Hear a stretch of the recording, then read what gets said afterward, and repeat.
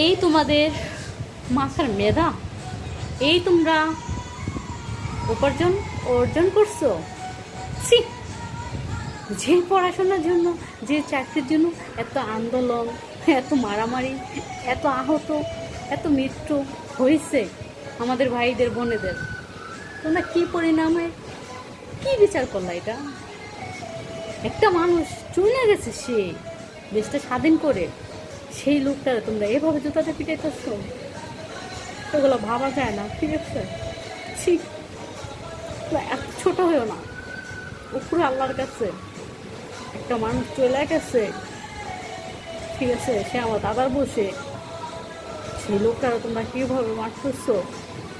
উপর আল্লাহ সইব না, উপর আল্লাহ সইব না কখনো, উপর আল্লাহ কখনো সইব না। তোমাদের বিচার একদিন হবে, ঠিক আছে? এরকম করো না মানুষের সাথে।